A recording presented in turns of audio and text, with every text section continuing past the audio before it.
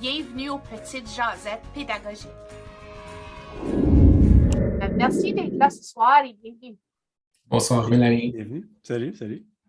Excellent. Donc, santé mentale, souvent, on évite d'utiliser le terme santé mentale.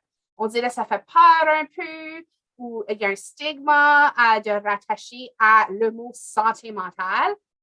Moi, dans mon domaine, on est vraiment porté à utiliser le bien-être, le mieux-être, que ce soit. Mais ce soir, on va vraiment se rendre à la source. On va parler concrètement de santé mentale pour essayer de démystifier un peu ce stigma-là qui existe autour du mot. Donc, voulez-vous me parler un peu de vos expertises, votre éducation, ce que vous faites comme travailleurs sociaux? Puis aussi, c'est quoi? Qu'est-ce que ça veut dire santé mentale pour vous dans le domaine? Moi, je m'appelle Luc Bonneville. Je suis une travailleuse sociale et je viens originalement d'Ottawa et je vis maintenant à Cambridge. Pour la majorité de ma carrière, j'ai travaillé auprès des enfants et des adolescents. Et en fait, mon rôle consiste à appuyer des enfants et des ados avec leur santé mentale.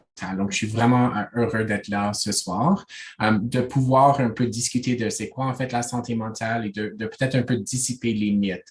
Je pense que santé mentale, c'est une terme qui est très chargé. Donc, vraiment, pour nous, je pense que ce serait bien qu'on discute de ça et qu'on essaie d'examiner qu'est-ce qu'on veut dire quand on parle de la santé mentale. Un terme qui est de plus en plus répandu. Je pense qu'on doit de temps en temps juste revisiter ça veut dire quoi exactement. Bien sûr. Salut, merci Luc. Merci Mélanie. Je m'appelle Éric Burnett, puis je suis moi aussi travailleur social. Comme Luc, j'ai ma maîtrise en travail social. Je suis originalement du Québec. J'ai commencé ma carrière de travailleur social là, mais j'ai commencé comme psychothérapeute en Ontario. Je travaillais avec la communauté francophone en Ontario et maintenant je suis en Nouvelle-Écosse. Mais étant donné qu'on travaille en ligne, ben on peut s'infiltrer puis garder contact avec tout le monde, c'est vraiment le fun. Fait que moi aussi, je travaille avec les adolescents et les adultes maintenant. J'ai de l'expérience aussi avec les plus jeunes. En ce moment, étant donné que je travaille en ligne, je fais moins de travail avec les plus petits là, dans le moment actuel parce qu'on sait que ça peut être un peu difficile, un à un, quand on a comme 5-6 ans sur Zoom. Et ouais, comme Luc dit, je pense que quand on parle de santé mentale, il y a beaucoup de choses qui vont là-dedans. Et dépendant de notre génération, de notre culture, de notre milieu, notre background, on peut penser à ça de manière différente. Fait que moi, je reviens tout le temps, là, je vais sûrement en parler plus, mais de comparer avec la santé physique souvent, puis dire comme on a beaucoup moins de difficultés de parler de notre santé physique, que ce soit des petits problèmes ou des maladies qui nous affectent beaucoup plus. Fait que peut-être si on pourrait se rendre là pour la santé mentale puis que ça devienne aussi normal, ça serait plus facile, peut-être, d'en parler. C'est ça, puis tu sais, ce que moi j'apprends un petit peu en faisant les jasettes, en lisant, tu sais, juste être intéressé par le sujet généralement, c'est qu'il y a comme un spectre de santé mentale. Donc, oui, ça peut vouloir dire des gros mots comme dépression, anxiété, etc. Mais santé mentale, c'est plus que ça. C'est aussi les petites choses qu'on fait régulièrement puis la façon qu'on se sent du jour au jour. J'ai beaucoup aimé ce que Eric a dit, que en fait, c'est une terme qui a beaucoup changé, même depuis les 10 dernières années-là. Et je pense que surtout, ce que moi, je vois dans ma pratique privée, c'est que la nouvelle génération, donc les ados, commencent à vraiment reconnaître que oui, en fait, comme j'ai la santé mentale, et en fait, je pense que la façon que j'utilise la terminologie, c'est que nous avons tous la santé mentale. Et que comme la santé, comme nous avons tous la santé physique, nous avons aussi tous la santé mentale. Et nous vivons tous des hauts et des bas dans notre santé mentale. Nous vivons tous des moments de stress, des moments de perte dans la vie, des moments de difficulté dans nos relations intimes, dans nos relations avec nos amis, même juste dans notre relation avec notre profession et avec notre travail. Et toutes ces choses font partie de notre santé mentale. Donc, c'est très important de pouvoir parler de ça avec d'autres personnes. Donc, en fait, en utilisant la terminologie santé mentale, on vise un peu à ouvrir ça à un terme qui reflète les besoins de plusieurs différentes sortes de personnes. Mm-hmm. Et c'est ça, c'est pas linéaire. La santé mentale est pas linéaire, c'est fluide. Tu vas avoir des temps où ça va bien aller, puis des temps où ça va moins bien. Puis c'est de savoir naviguer ces hauts et ces bas-là.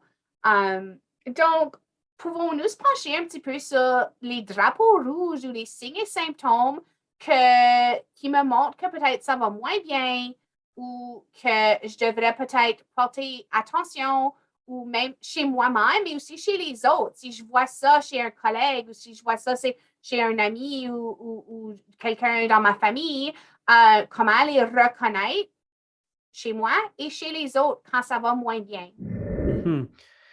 Je pense qu'une des choses qu'on utilise, nous, souvent, quand on fait des évaluations, tu sais, quand on rencontre quelqu'un pour la première fois, ça pourrait être utile peut-être pour les gens.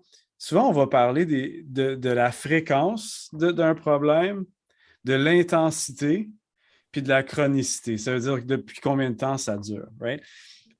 Puis si tu compares ça avec la santé physique, c'est comme, on a toutes des journées, tu sais, des fois tu te lèves, tu as un peu mal au ventre, ou tu es comme, ah, j'ai moins d'énergie aujourd'hui.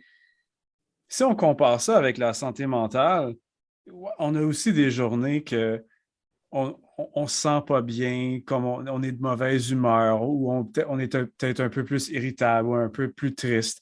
Sauf que de la même manière qu'avec un problème physique, si l'intensité est basse, si ça arrive juste une journée ou deux, si c'est pas si fréquent, on va probablement pas nécessairement consulter un médecin, OK?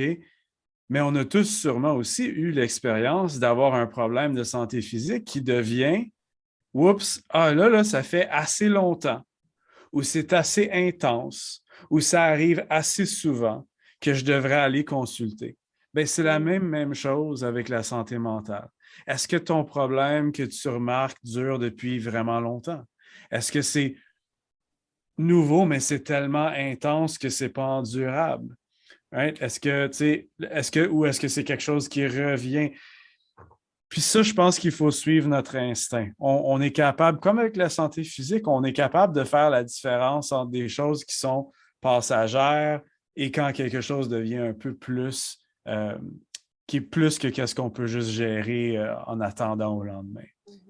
La seule chose que j'ajouterais à ça, c'est que parfois, à cause de la stigmatisation, c'est le stigma entourant la santé mentale, que ça devient parfois très difficile pour les gens de vraiment demander pour cet appui, même quand les choses sont très graves et très intenses. Et en fait, une des raisons pourquoi nous sommes là ce soir en jasant de cette discussion, c'est un peu pour dissiper un peu les mythes entourant la santé mentale, que nous avons tous absolument des journées qui sont plus mauvaises, mais si vous vous reconnaissez durant cette présentation, si vous êtes là devant un lundi en disant, ouais, j'ai vraiment eu une période prolongée où j'ai ressenti des choses qui étaient vraiment très, très difficiles et malgré tout ce que je fais, les choses ne s'améliorent pas. C'est très important de savoir qu'il y a des gens qui sont là pour toi, en effet, pour vous donner un appui.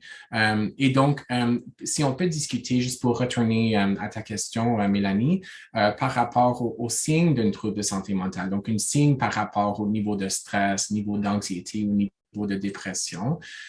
Comme Eric vient de mentionner, certainement, je pense la chronicité, la durée, l'intensité, ce sont des éléments qui sont super importants à considérer.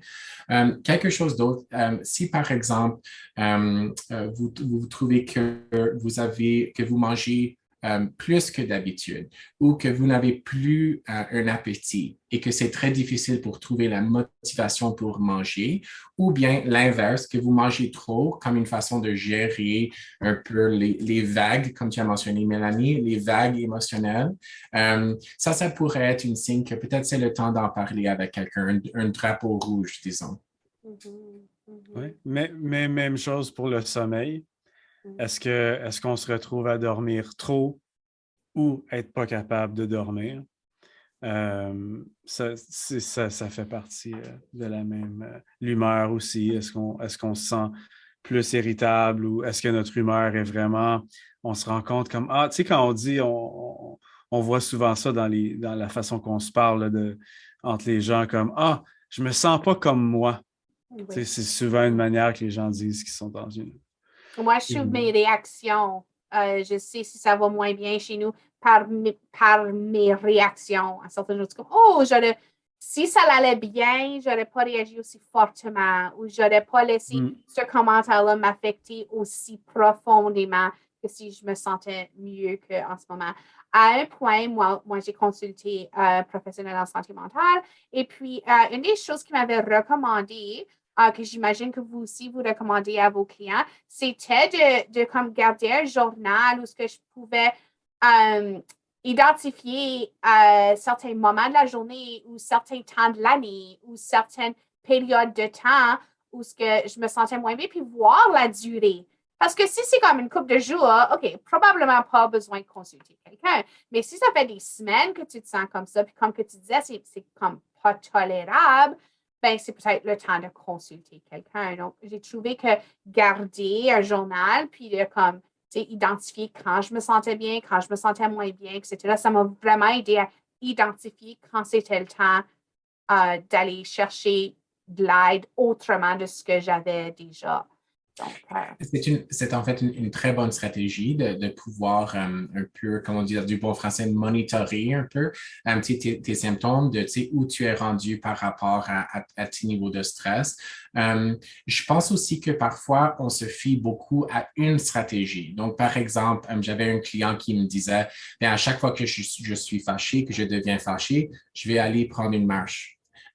Mais c'est pas toujours une stratégie qui fonctionne. Ou peut-être si la personne se mise trop sur une stratégie, parfois, le stress s'accumule. Et c'est là aussi un indicateur que c'est peut-être le temps de parler avec quelqu'un, juste pour explorer bien, quelles sont les autres choses qui sont à ma disposition.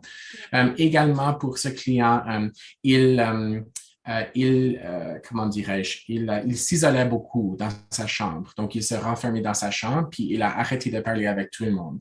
Et je sais que ça fait partie de l'expérience humaine, là, de juste avoir des journées où on veut pas parler avec personne. Mais encore une fois, si c'est quelque chose qui n'est pas normalement quelque chose que tu ferais, mais tout à coup, ça fait en sorte qu'après le travail, tu es en train de te renfermer dans ta chambre. Encore une fois, c'est une signe que peut-être c'est le temps de parler avec quelqu'un.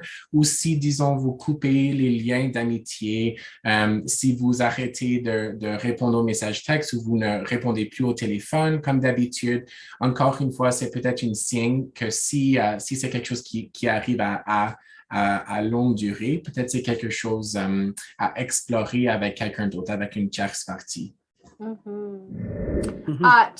Tellement des belles choses à garder en tête lorsque on est en train de passer à travers de ces choses-là. On arrive déjà à une fin de notre première, on va quelques parties à ceci, mais aujourd'hui, on voulait vraiment parler, c'est quoi la santé mentale? Comment reconnaître quand ça va moins bien? Est-ce qu'on a un message clé pour l'auditoire aujourd'hui face à ces signes et ces symptômes-là ou les drapeaux rouges, comme qu'on les appelle? Puis dans la prochaine partie, on va vous dire quoi faire. Si on reconnaît des drapeaux rouges, qu'est-ce qu'on va faire? Donc, on a-tu un message clé pour cette partie ici pour notre auditoire? Moi, je rajouterais juste, en fait, à ce qu'on a dit, c'est que si on se dit que la santé mentale, avec ses hauts et ses bas, c'est autant normal que la santé physique ayant des hauts et des bas. On peut souvent se poser la question sur est-ce que je fonctionne comme je m'attendais ou est-ce que mon fonctionnement est impacté? Parce que des fois, c'est ça. Hein? Tous les exemples qu'on a donnés, c'est comme est-ce que je suis impacté au point que ça va plus bien au travail, avec ma famille, avec mon bonheur personnel. Fait que c'est un peu comme le fonctionnement physique, right? Si tu as mal à la jambe, mais ça ne t'empêche pas d'aller nulle part, tu te dis, ah, ça va s'arranger. Mais si tu n'es plus fonctionnel, tu n'es plus capable de marcher, c'est clair que tu t'en vas voir ton médecin, right? Fait que ça, c'est une manière de vraiment mesurer.